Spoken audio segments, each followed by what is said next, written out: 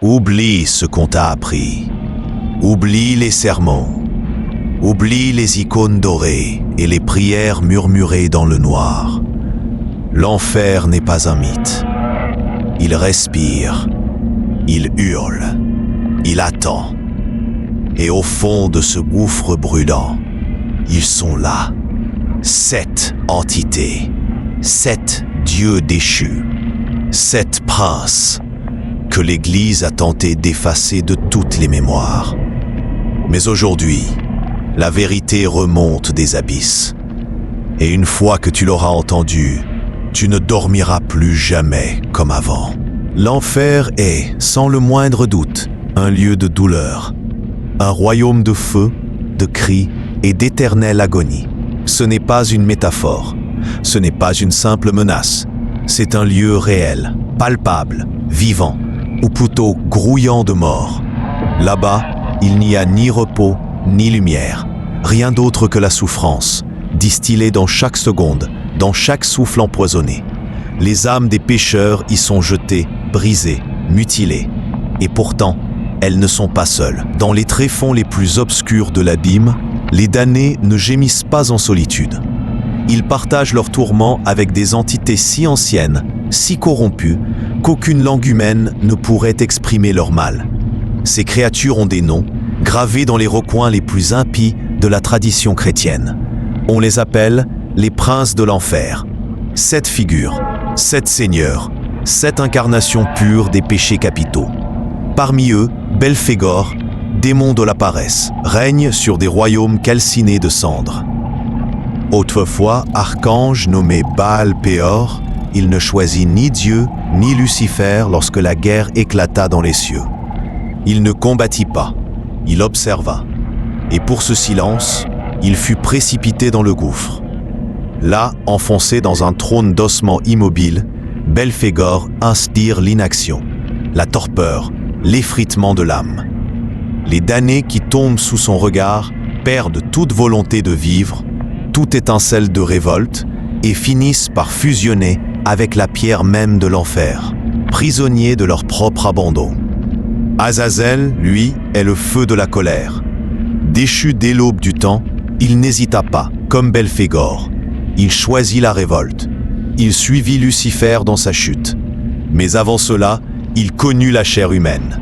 Il s'unit aux filles des hommes et engendra une race monstrueuse, les Néphilim, des géants impurs au cœur rempli de rage. Dieu, dans sa colère, fit s'abattre le déluge pour laver cette souillure. Mais Azazel, lui, survécut. Dans les flammes de l'abîme, il devint l'archidémon de la fureur, hurlant son indignation à chaque instant, alimentant des guerres sans fin parmi les damnés. Mammon, que certains appellent Milan, est l'avidité personnifiée. Ancienne divinité païenne, il fut déformé par les premiers chrétiens en figure démoniaque, seigneur de l'or et de l'obsession. Dans ses palais d'argent fondu, il forge des chaînes pour les âmes cupides. Des âmes qui, de leur vivant, ont tout sacrifié pour l'argent et qui, en enfer, sont elles-mêmes fondues, purifiées dans une fournaise sans fin. Leurs corps deviennent monnaie, martelés par des forgerons démoniaques qui rient dans un vacarme métallique. Belzébuth, fusion de Baal et de Zéboub, est devenu Basilbuth, le seigneur des mouches, le porteur de peste. Sous sa peau grouille une nuée noire et insatiable. Chaque battement de ses ailes corrompt l'air. Chaque souffle qu'il expire déclenche des fièvres, des abcès, des ravages. Son appétit est sans fin. Il dévore les damnés comme un roi vorace, engloutissant leur chair et recrachant leurs os dans un rictus grotesque. On dit que son estomac est un puits sans fond, un gouffre vivant. Il est la gloutonnerie incarnée et sa faim éternelle. Asmodée, quant à lui, fut un homme, le roi le plus impur que la terre ait jamais porté.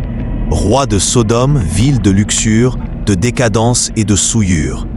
Il guida son peuple vers l'orgie, la déviance, la perte totale de l'âme. Lorsque Dieu frappa Sodome, Asmodée descendit vivant en enfer. Il n'eut pas besoin de mourir. Il y fut accueilli comme un frère, un prodige, et fut couronné démon de la luxure.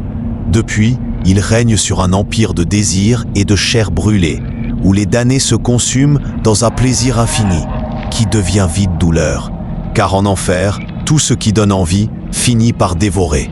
Léviathan, lui, ne vit pas dans les flammes, mais dans les abysses, dans les profondeurs ténébreuses d'un océan maudit, bien au-delà des mers humaines. Il est un dragon d'eau, un serpent gigantesque aux écailles comme des murailles. Les Écritures le décrivent dans le livre de Job, mais ce qu'elles taisent, c'est son venin, l'envie. Léviathan jalouse toute création divine. Il hait la beauté, la lumière, l'amour. Il tord les esprits des damnés, les pousse à se haïr les uns, à désirer ce qu'ils n'auront jamais. Il nage en cercle autour de leurs âmes, les dévore lentement, les ronge de l'intérieur.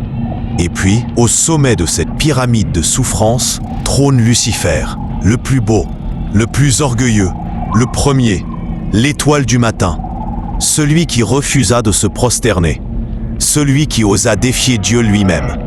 Sa beauté n'a pas disparu. Elle s'est simplement muée en quelque chose de terrifiant. Son regard pétrifie, sa voix corrompt. Son orgueil est si vaste qu'il consume tout autour de lui. Après sa chute, il prit le commandement des légions infernales et jura de détruire chaque fragment du royaume céleste, une âme à la fois. Il ne crie pas, il ne hurle pas, il murmure, et ces murmures deviennent des tempêtes dans l'esprit des hommes.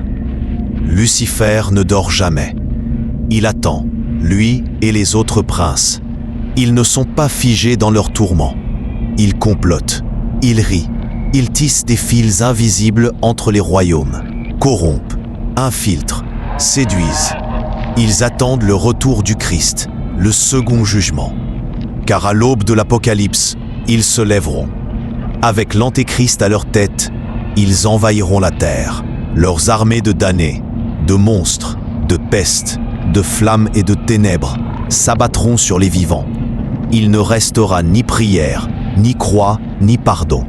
Et ce jour-là, les portes de l'enfer ne s'ouvriront pas. Non, elles exploseront. Ce n'était qu'un fragment, un murmure étouffé dans les tréfonds de l'enfer. Mais si tu veux savoir ce que l'Église ne t'a jamais raconté sur les autres princes, sur leurs pactes, sur les signes qu'ils laissent dans notre monde, abonne-toi maintenant. Écris « Je vois » dans les commentaires si tu les entends aussi. Et surtout, partage cette vidéo avant qu'elle ne soit supprimée, avant que eux ne t'effacent, toi aussi.